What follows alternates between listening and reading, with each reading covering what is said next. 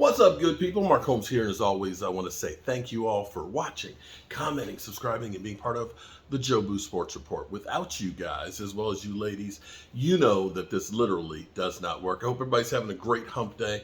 I'm having a fantastic day. I'm here working on my pride and joy, my red brick house. I'm doing it solo right now. It's just me here. The wife's going to see Gladys Knight. I didn't know Gladys Knight could still sing, but she's going to see her tomorrow night. And Mike, well, he's doing all kinds of stuff there. He's got deliveries. He's got the footballs that he's getting out to you guys. He's got plaques that we're making for the CSA show this weekend. So tune in. Now, as I was coming down the road, I was listening to the radio, the boob tube. I mean, not the boob tube's the television. Jeez, now wow, that's a real old one. Most of y'all like boob tube. What the hell is a boob? But boobs? Boob tube? Okay. We used to call it a boob tube because it had tubes inside of it, vacuum tubes. Anyway, Rich Eisen was talking about how the Dallas Cowboys could become a juggernaut, a super team, in the way that the Rams became that great team that won the Super Bowl, and how they can catch up to the Philadelphia Eagles. And so I want to bring you exactly what he said. I would have done a video on the road, but I wanted to go ahead and play it for you guys, and I couldn't do that while I was driving. Well, I could have, but I might not have made it here. So let's listen to Rich Eisen. Alvin Cook comes on this show and says that he's ready to roll in this league. He's going to have it. All I took from that conversation is this guy's got a chip on his shoulder.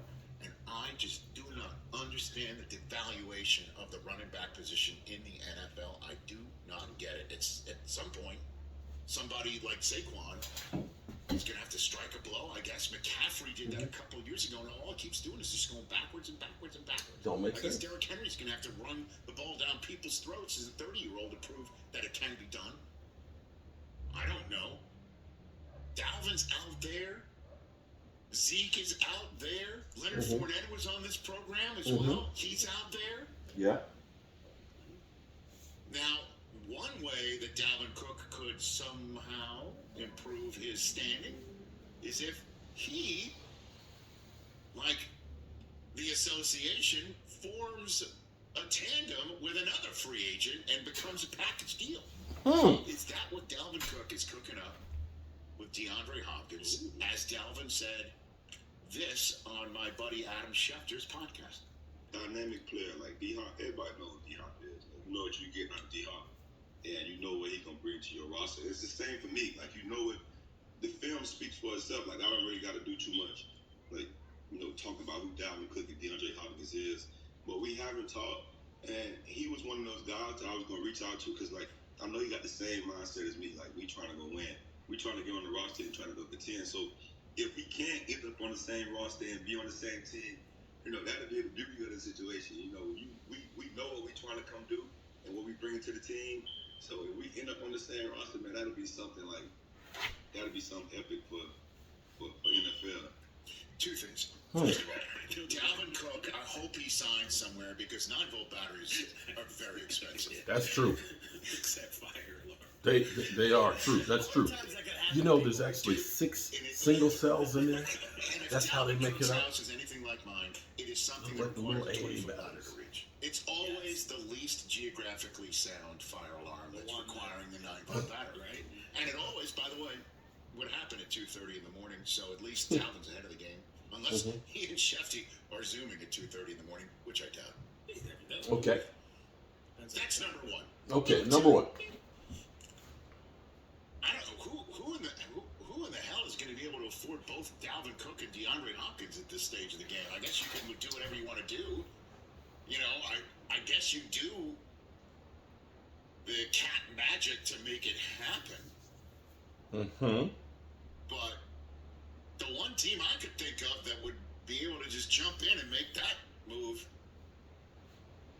that would be your team. TJ Jefferson. Look, man, don't try to get my hopes up. What if the Dallas Cowboys wake up? What if? Let's just play this game. Let's play this game. What if the Dallas Cowboys wake up and say, all right, Dalvin and DeAndre. You can take a little bit of a D&D. because we got Tony Pollard here. But how does Dalvin and Tony Pollard with DeAndre DeAndre Hopkins added to the mix of CeeDee Lamb and Michael Gallup and the rest of that team sound to you? How does that narrow what we all in the NFL world believe is a gap between the defending NFC champion Eagles and the Dallas Cowboys? Wow. How would that close that gap in a heartbeat?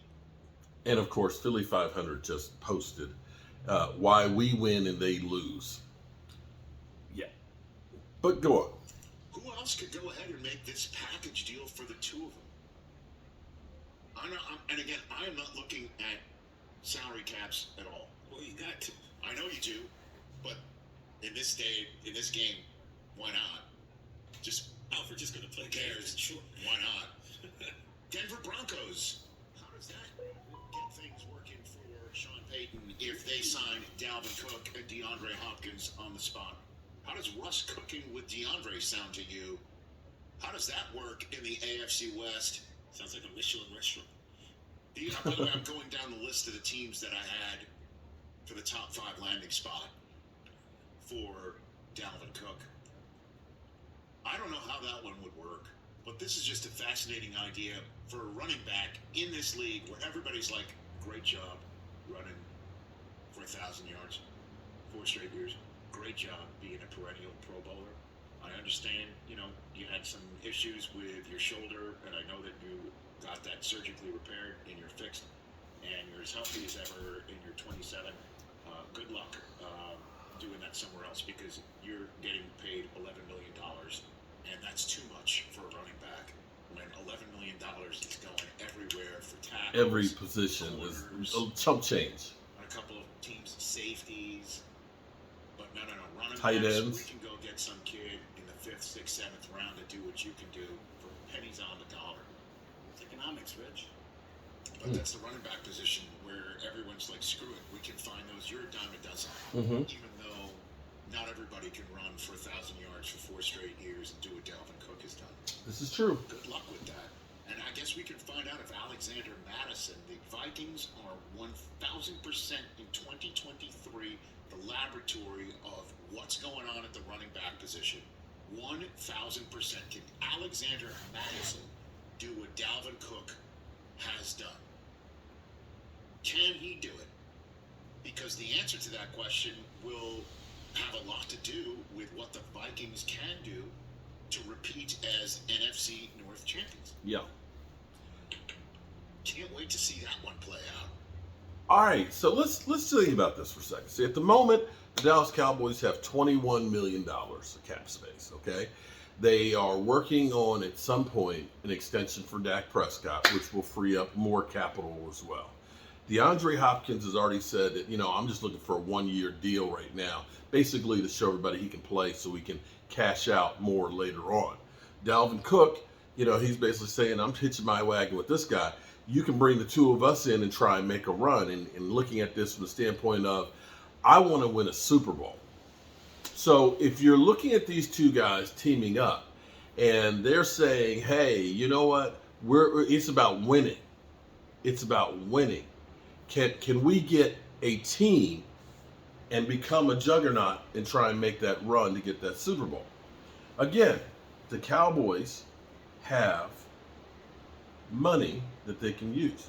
And not just the Dak, we've got the 21, we got to do Diggs, we got to do CeeDee Lamb, so we've got those contracts that have to be done. We all know that.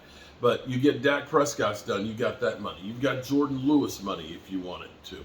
There's ways you can restructure some deals. You could do this if you wanted to. The question is, does Jerry Jones want to say, I want to put extra money in the bank, or I want to put extra players into trying to win that Super Bowl?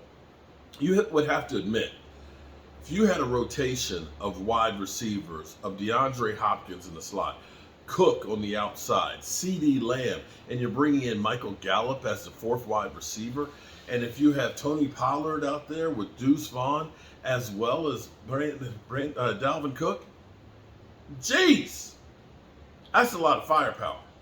And for those out there that say Dak sucks, you give him those weapons, and I guarantee you won't be sitting there. Actually, you will be. You will be. He can throw for 6,000 yards, and you say, well, of course, it wasn't him. It was all the weapons that he had. It just doesn't matter. I don't know why I even talk to you trolls.